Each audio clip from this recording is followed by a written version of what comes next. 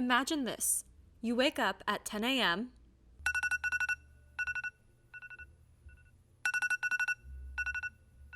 pour yourself some coffee,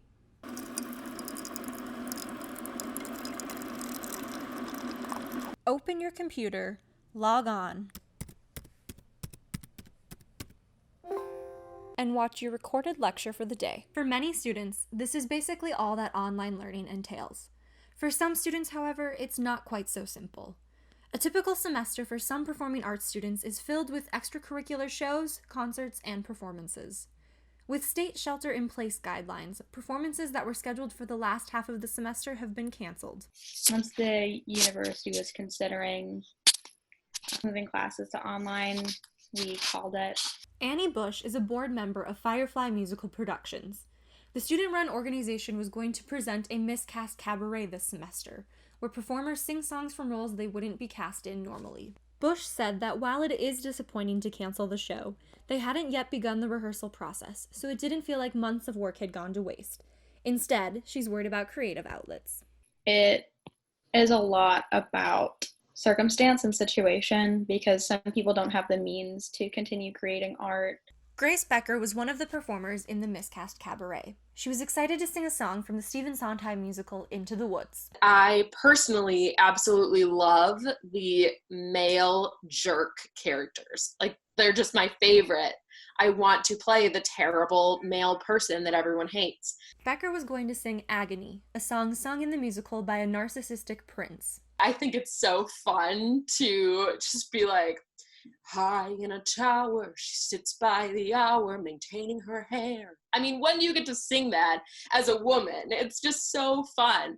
They're singing about Snow White, so they sing, she has skin white as snow. Did you learn her name? No, there's a dwarf standing by. So they're just so funny and witty, and it's a great time. So hopefully one day in the future, I will find another miscast cabaret in which I can sing Agony. Like Bush, she acknowledges that they had the fortune of not having spent months dedicating time to a rehearsal process, though it is still bittersweet.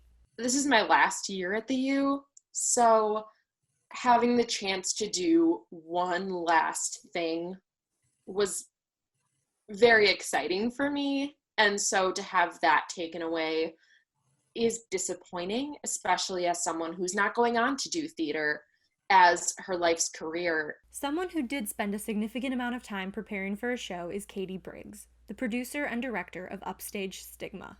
Originally created in Madison, Wisconsin, Upstage Stigma uses the performing arts to address the stigma surrounding mental illness. Having worked on the show since last June, Briggs was sad to have to cancel. I was really disappointed. I've been working on this for a really long time, and so have some other people.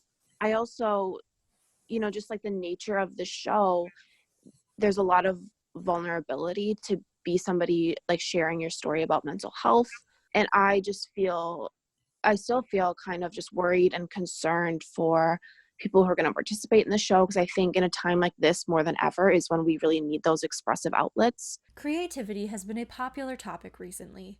With the closure of Broadway, TV and movie production suspended, and music concerts canceled, many famous artists have broadcast their creativity on social media. This has inspired many people, Becker included. How can you not be intrigued artistically by the fact that we had to completely change our lives around and our patterns of living within 2 weeks? We were asked to completely change for months at a time. I mean, I can think of 5 plays I'd write about that. When the lights of Broadway shine once more, when we're able to go see our favorite musicians in concert, and when performing arts students are able to perform again, we'll be sure to see the effects of creativity in isolation. Larissa Millis, University Report.